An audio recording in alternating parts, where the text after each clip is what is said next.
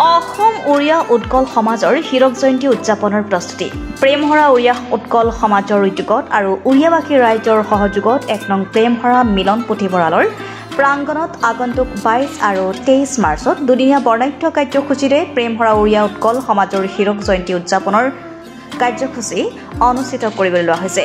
উৰিয়া সমাজৰ ভাষা সংস্কৃতি তথা ধৰ্মীয় ৰীতি-নীতি ইত্যাদি বিভিন্ন দিশ সামৰি উদযাপন কৰিবলৈ লোৱা এই হীৰক জয়ন্তী অনুষ্ঠানলৈ ইতিমধ্যে বহু সংখ্যক অতিথিক আমন্ত্ৰণ কৰিছে। আনহাতে প্ৰেমহৰা মিলন পুথিভঁৰাল প্ৰাংগণত অস্থায়ী মঞ্চ নিৰ্মাণৰ কামো দ্ৰুত গতিত চলি আছে।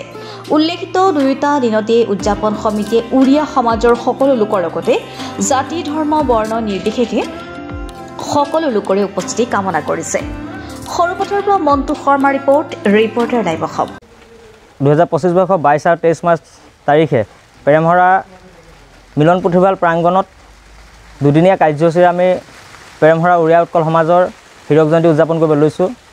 পুৱাৰ ভাগতে আমাৰ 22 তাৰিখে পুৱাৰ ভাগত আছে পতাকা উত্তোলন, স্মৃতি তৰ্পণ, বৃক্ষৰোপণকে আদি কৰি প্ৰথম দিনাখনৰ কাৰ্যসূচী হিচাপে নিজৰ আমাৰ উৰিয়া যি কলা সংস্কৃতি আছে, কালচাৰ আছে, তেওঁলোকে সেইবোৰ আমাৰ দেখাৰ প্ৰয়াস চেষ্টা কৰিছোঁ।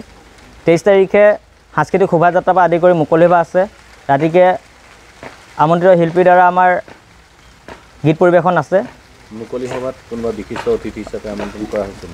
মুকলি সভাত আমাৰ সৰুপথাৰ সমষ্টি বিধায়ককে ধৰি অসম চৰকাৰৰ মন্ত্ৰীসভাৰ কেইবাগৰাকী মন্ত্ৰীকো আমি নিমন্ত্ৰণ জনাই প্ৰয়াস চেষ্টা কৰিছোঁ। আমাৰ লক্ষ্য উদ্দেশ্য এটাই যে প্ৰেমহৰাত উৰিয়া সমাজখনৰ 100 বছৰ হ'ব আৰু তাত আমাৰ নিজৰ ভাষা কলা সংস্কৃতি আদি কৰি আমাৰ যিবোৰ ৰথযাত্ৰা আছে, জগন্নাথ আমাৰ উৰিষ্যাৰ মানুহৰ জগন্নাথ ৰথযাত্ৰা আছে, ৰথযাত্ৰাক প্ৰাধান্য দি চৰকাৰী বন্ধ দিয়াৰ ঘোষণা যাতে কৰে চৰকাৰে। আৰু উৰিয়া জাতিৰ অসমত বহুত জাতি বসবাস কৰি আছে, 157টা উপাধি আছে।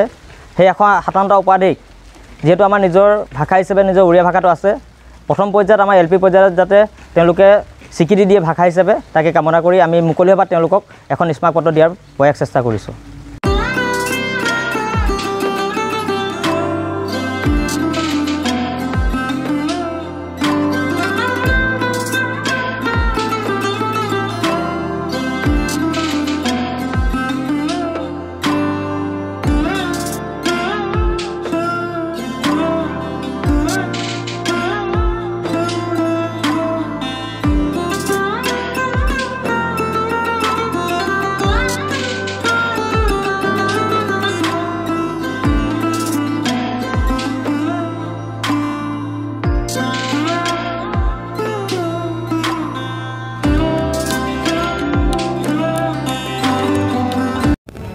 Reporter live Assam.